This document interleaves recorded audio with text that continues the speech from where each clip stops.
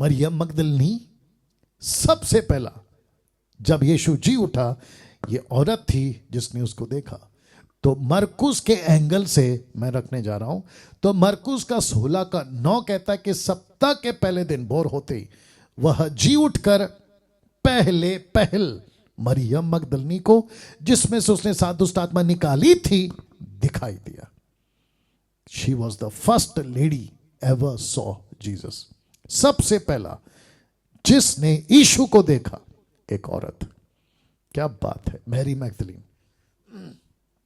मुझे नहीं पता क्यों, आप भी अगर पूछना चाहेंगे कि वाई मैरी, मरियम ही क्यों, नहीं है जवाब, लेकिन एक कनेक्शन है और वो कनेक्शन है कलीसिया का। That's it.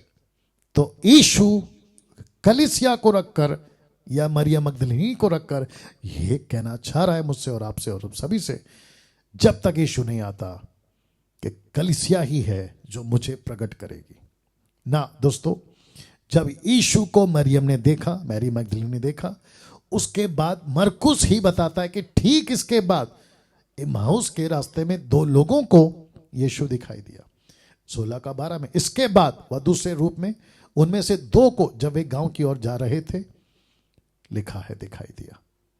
मरकुस कहता है, लूका, मत्ती, यूहन्ना नहीं, मरकुस का एंगल ही लेके चल रहा हूं। क्या अद्भुत है नहीं। दूसरे रूप में यीशु नहीं चाहता था कि उनको डायरेक्ट दिखाई दो, लेकिन दूसरे रूप में। और उसकी वजह है क्योंकि यूहन्ना का किताब 20 का 16, 17, 18 पढ़ोगे, यीशु मरियम को कहता है कि मुझे नहीं छूना क्योंकि मैं अभी तक ऊपर नहीं गया। और महायाजक का फर्ज है कि वो जब अंदर जा रहा है एक लहू को लेकर, तो उसको कोई नहीं छूना चाहिए। और इसी का जिक्र पौलुस ने प्रेरितों की, माफ करना, इब्रानी किताब में 5वां, 6वां, 7वां, 9वें अध्याय तक यही कहा कि वो सदा का महायाजक है।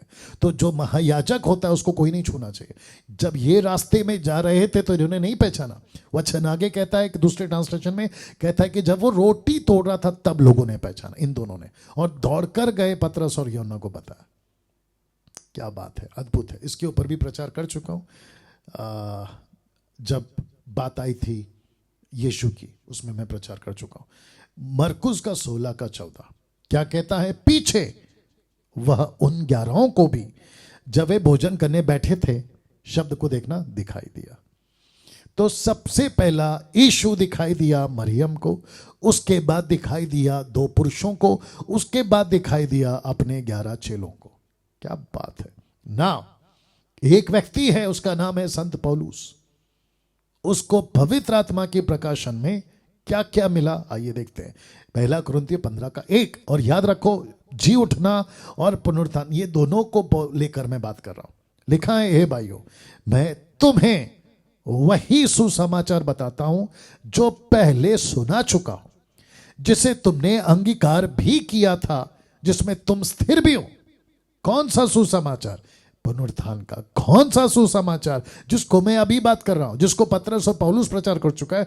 कहता है कि जिसको तुमने अंगीकार किया था, जिसमें तुम स्थिर भी हो। वचन 2, उसी के द्वारा तुम्हारा उद्धार भी होता है, यदि उस सुसमाचार को जो मैंने तुम्हें सुनाया था स्मरण रखते हो, नहीं तो तुम्हारा विश्वास करना व्यर्थ है।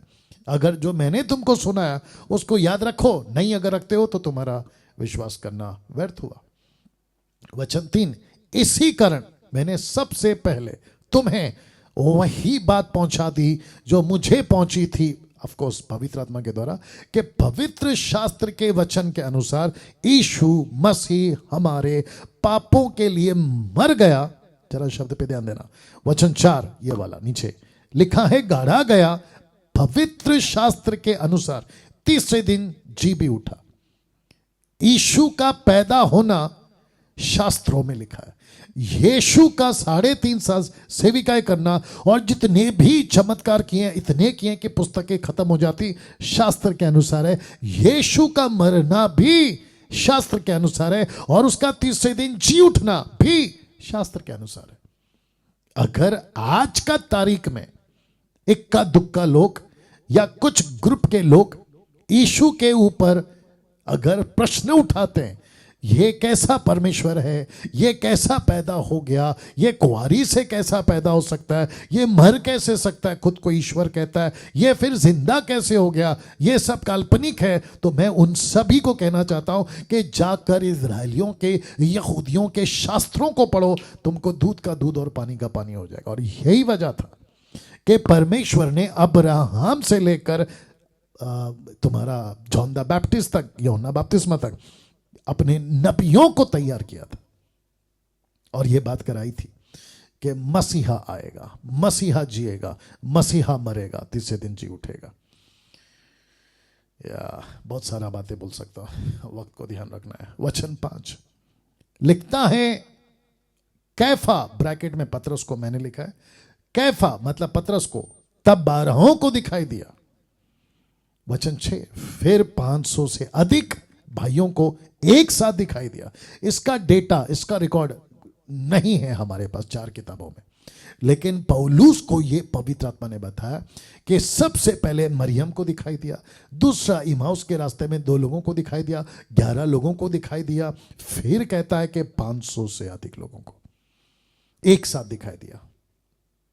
अब ये 500 कौन है नहीं जानते।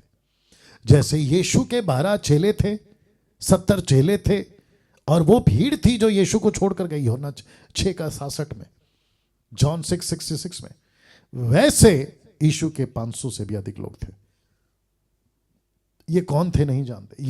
ये 500 वो लोग हो सकते हैं जिनको यीशु ने कहा था अपना क्रूस उठाओ और मेरे पीछे चलो। 500 से अधिक, जिनमें से बहुत तेरे अब तक वर्तमान में हैं और कितने सो गए। फिर याकूब को दिखाई दिया, तब सब प्रेरितों को दिखाई दिया। इसके बाद वचन 8 में क्या कहता है पता है, और सबके बाद मुझको भी दिखाई दिया जो मानो अधूरे दिनों का जन्मा हो। खुद को वो नीचे करता है, खुद को नम्र बनाता है। और आप सभी को पता है कि जब यह दमिश्क की तरफ जा रहा था तो यीशु ने इसको दर्शन दिया। जी, यीशु ने इब्रानी भाषा में, हिब्रू लैंग्वेज में स्पष्ट बात किया, नॉट जिब्रिश, हिब्रू लैंग्वेज में बात किया।